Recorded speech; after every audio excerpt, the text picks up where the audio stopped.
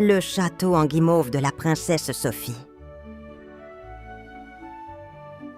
Il était une fois dans un royaume lointain, une princesse nommée Sophie. Elle vivait dans un château extraordinaire, fait entièrement de guimauve. Les murs étaient doux et moelleux, les fenêtres en sucre d'orge.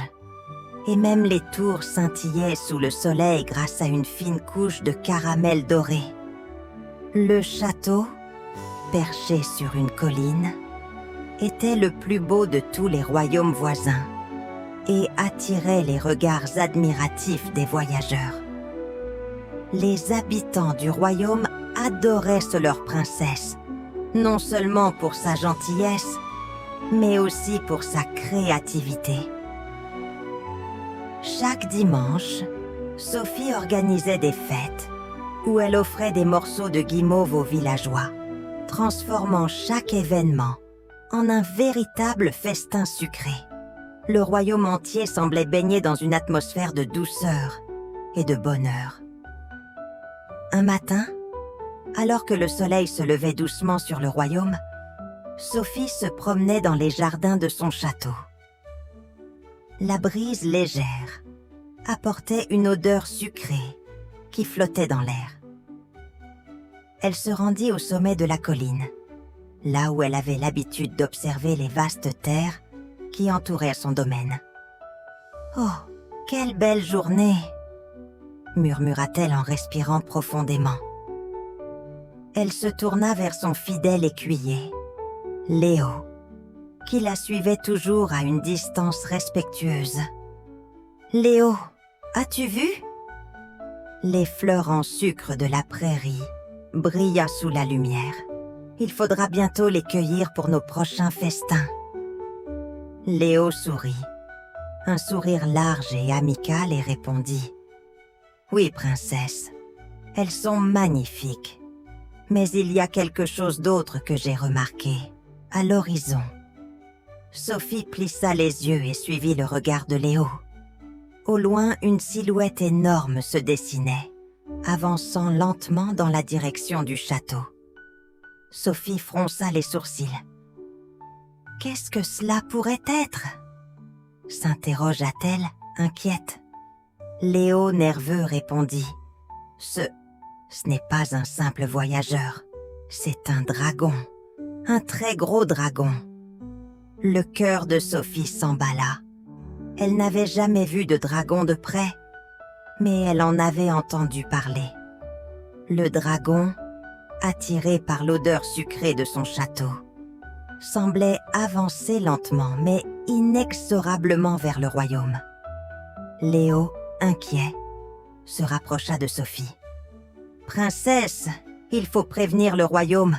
Ce dragon pourrait causer des dégâts énormes. » Sophie se tourna vers lui, déterminée. « Non, Léo, pas de panique. Je vais parler à ce dragon et comprendre ce qu'il veut. Il doit y avoir une raison pour laquelle il s'approche si près. » Elle se dirigea d'un pas assuré vers le château. Les portes en guimauve s'ouvrirent automatiquement à son arrivée. Sophie entra dans la grande salle, où elle croisa son père, le roi. « Père ?» dit-elle avec calme. « Il y a un dragon qui se dirige vers notre château. Je pense qu'il est attiré par l'odeur de notre guimauve. » Le roi se leva immédiatement de son trône, alarmé. « Un dragon ? Mais pourquoi un dragon viendrait-il ici ? Ce n'est pas normal, Sophie. Il faut faire quelque chose. » Sophie posa une main apaisante sur l'épaule de son père. « Ne vous inquiétez pas. Je vais aller à sa rencontre et lui parler. Peut-être qu'il n'est pas ici pour nous attaquer. » Le roi, bien qu'inquiet, acquiesça. « Prends garde, ma fille. Les dragons sont imprévisibles. » Sophie hocha la tête, déterminée à découvrir la vérité derrière cette étrange visite. Elle sortit du château et se dirigea vers le dragon, qui continuait à avancer, son souffle lourd, résonnant dans l'air. « Bonjour, grand dragon !» appela Sophie avec douceur, sa voix claire résonnant dans le calme du matin. Le dragon s'arrêta brusquement et tourna lentement sa tête vers elle, ses yeux jaunes brillant d'une lueur affamée. « grogna-t-il. « Tu es la princesse Sophie, n'est-ce pas ?» Sophie, avec un sourire rassurant, répondit « Oui, c'est moi. Mais dis-moi, pourquoi es-tu ici ?» Le dragon souffla un nuage de fumée et répondit « Je suis venu, princesse, parce que j'ai une faim terrible, et ton château, il sent si bon. » Il lécha ses lèvres. « Mais je n'ai jamais mangé un château en guimauve. Je ne sais pas si ça va me suffire. » Sophie réfléchit un instant. « Eh bien, si tu as faim, il existe sûrement une meilleure nourriture pour toi que ma guimauve. Je suis prête à t'aider à trouver quelque chose de plus nourrissant. » Le dragon, surpris par la réponse de Sophie, la regarda attentivement.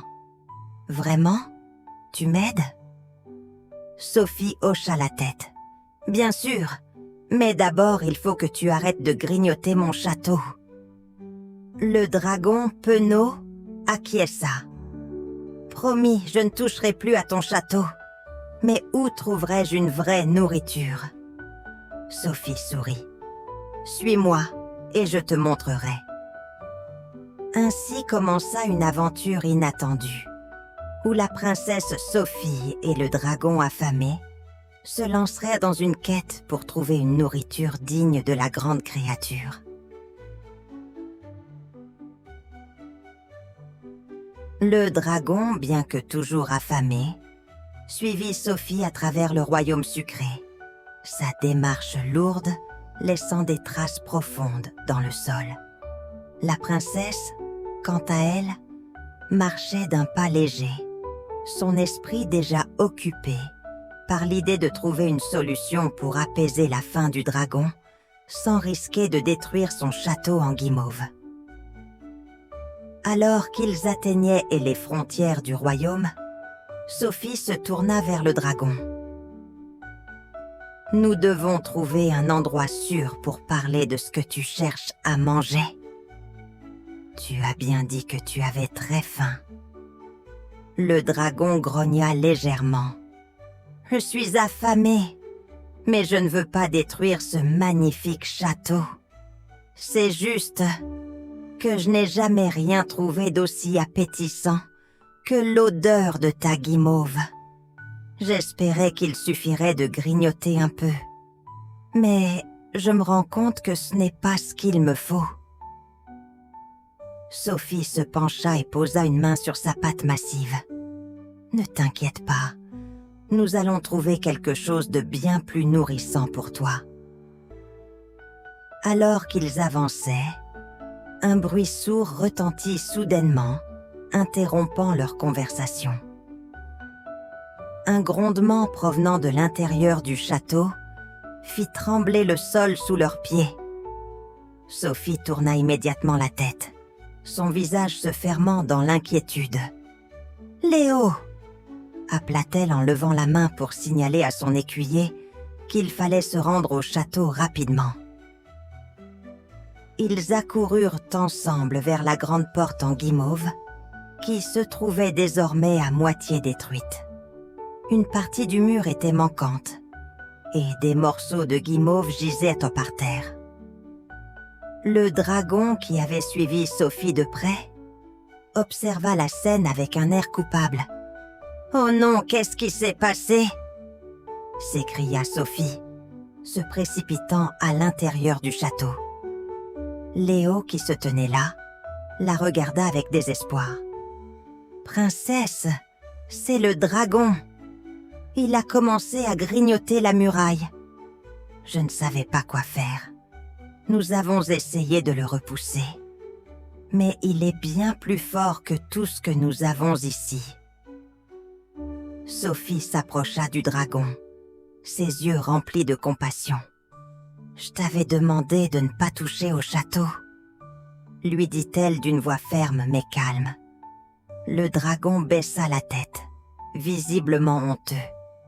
Je suis désolée, princesse Sophie. Je ne voulais pas causer de tort. Je suis juste tellement affamée.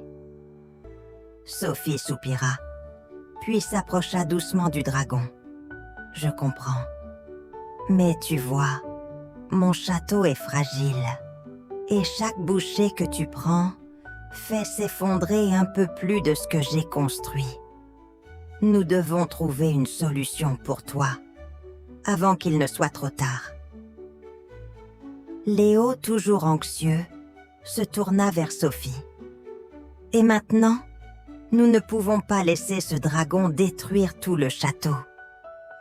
Sophie réfléchit un moment, puis un sourire léger se dessina sur ses lèvres.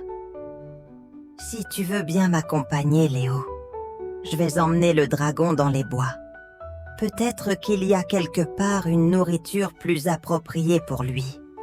Il doit y avoir d'autres ressources que la guimauve. » Léo, bien qu'hésitant, acquiesça. « Très bien, princesse, mais fais attention. Ce dragon est bien plus grand que ce qu'il semble. Ne t'inquiète pas pour moi. Je suis prête à tout pour résoudre ce problème. » Répondit Sophie déterminée. Ils sortirent tous du château, laissant derrière eux les morceaux de guimauve en ruine. Le dragon, toujours affamé mais maintenant plus respectueux, suivait la princesse avec une démarche prudente. Sophie marchait devant lui, son esprit tourné vers la recherche de la nourriture qui pourrait enfin satisfaire sa faim, sans détruire son royaume. Mais alors qu'il s'enfonçait dans la forêt dense, un vent étrange souffla autour d'eux, et la terre sembla trembler sous leurs pas. Sophie se retourna vivement, ses yeux scrutant l'horizon. « Que se passe-t-il » demanda Léo inquiet. Le dragon, le nez en l'air, renifla l'air et répondit, ses yeux fixés sur l'horizon. « Il y a quelque chose de bizarre ici.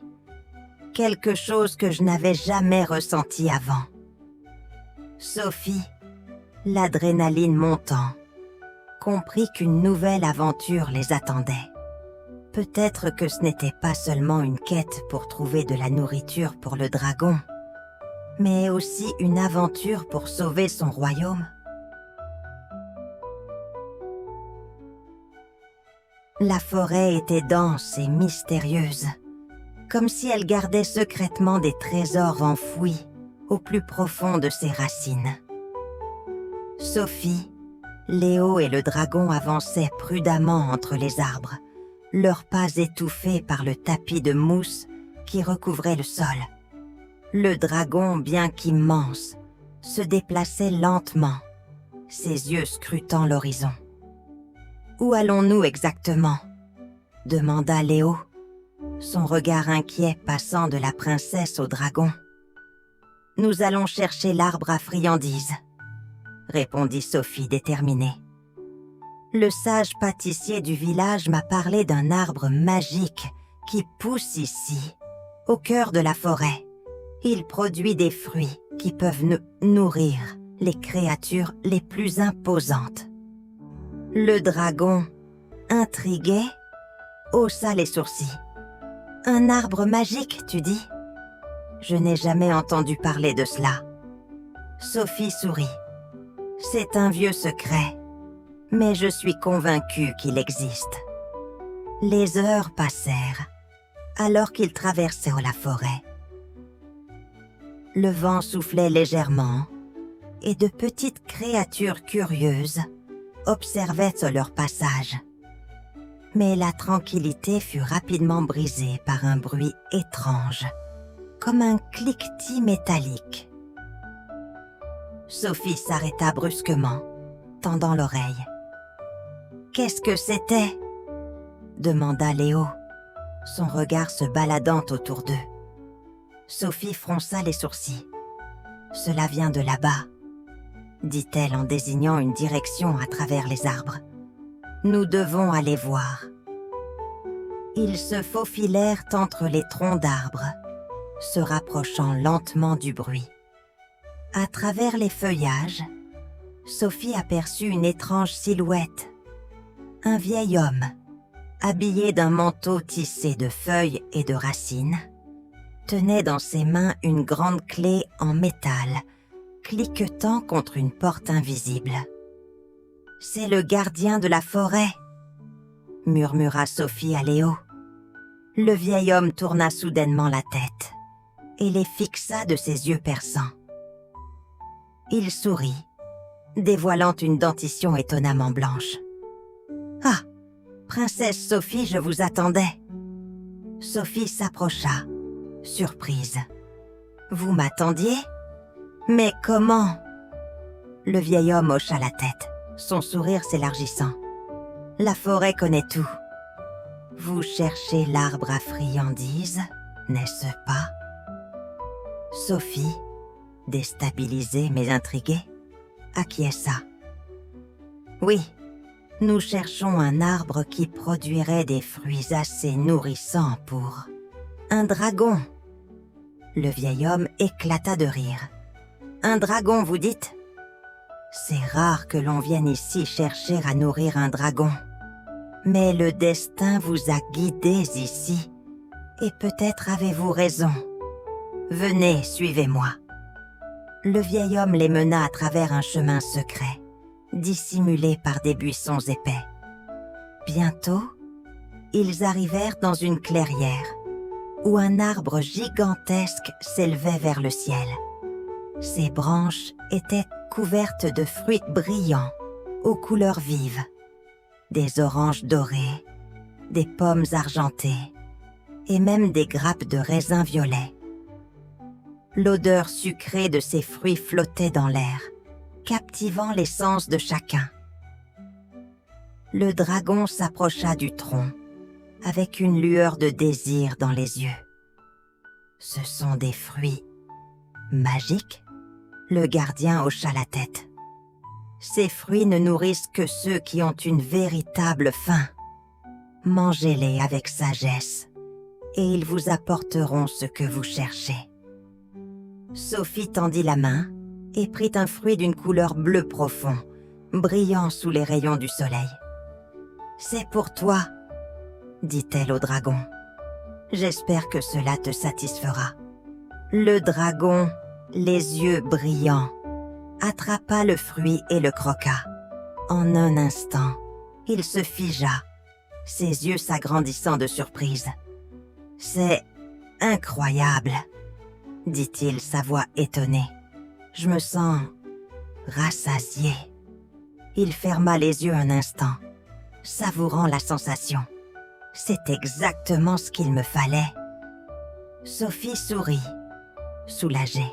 « Je savais que nous trouverions quelque chose pour toi. » Le gardien observa le dragon avec un regard approbateur. « Vous avez bien fait de venir ici. Ce n'est pas un arbre ordinaire, et peu de créatures peuvent apprécier ce qu'il offre. Mais pour le dragon, c'est parfait. » Le dragon se tourna vers Sophie, son visage rempli de gratitude. « Merci, princesse.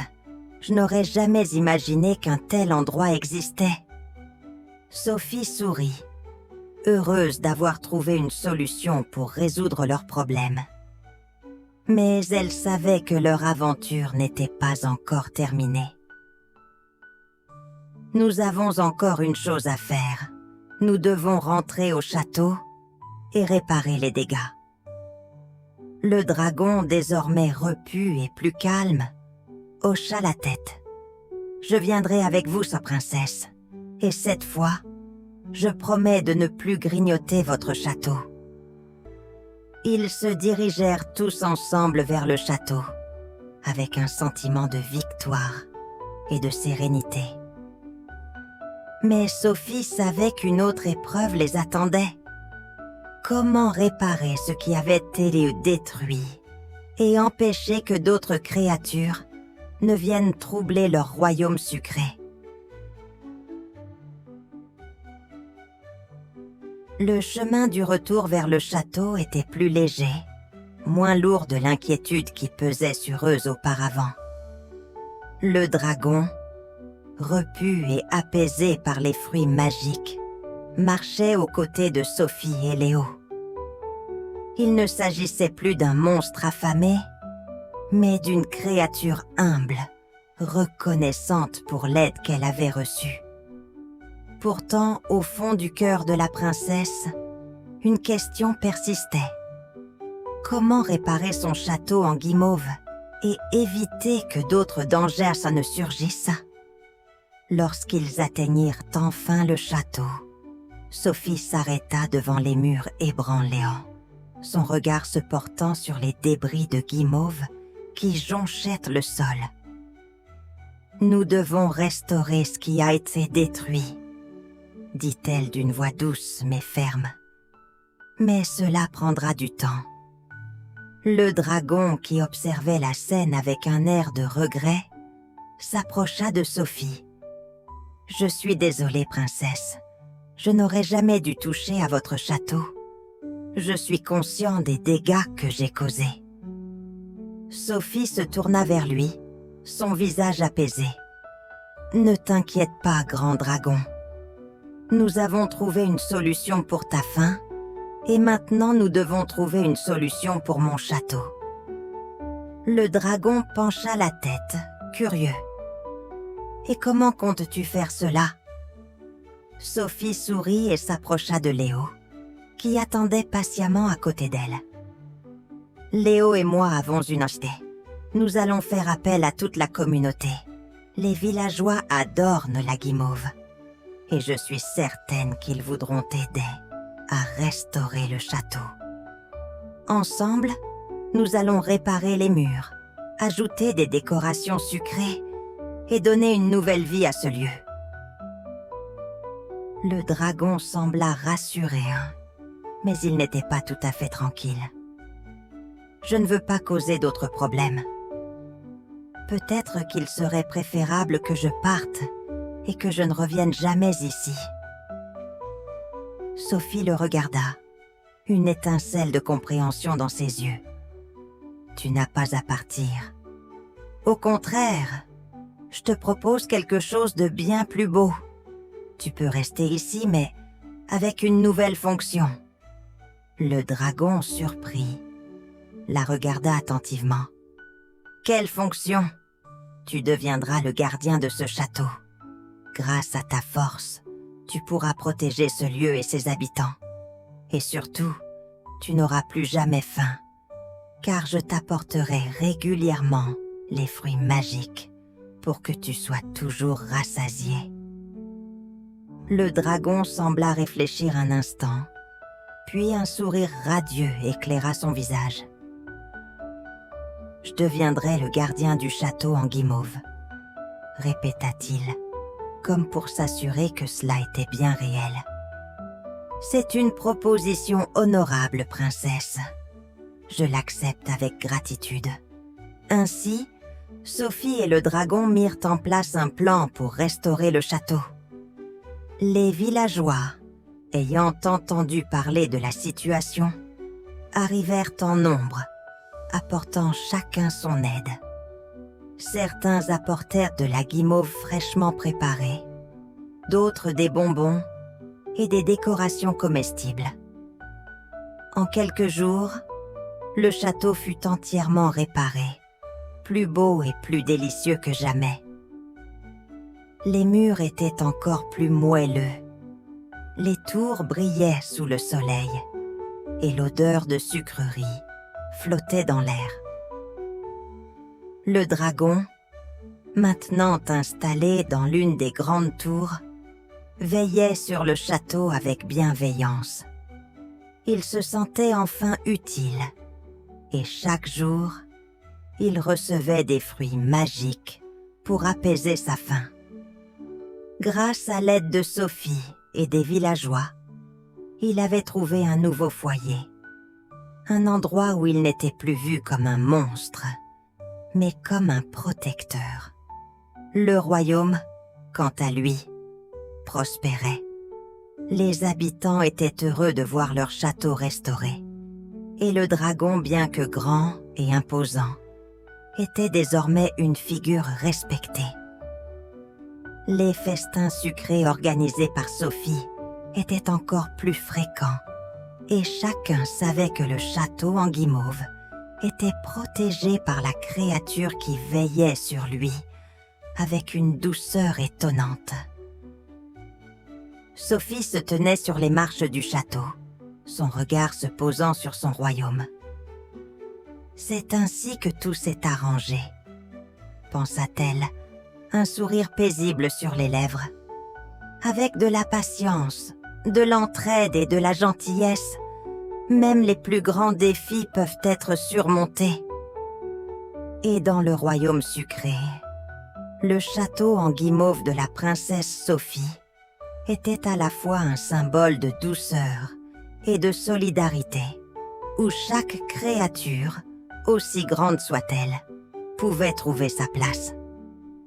Le moral de l'histoire: même les plus grands défis peuvent être surmontés avec de la patience, de l'entraide et de la compréhension. Il ne faut jamais juger une créature ou une situation sur ses apparences, car chaque problème peut avoir une solution douce et bienveillante. N'oubliez pas d'abonner, petits amis. À bientôt.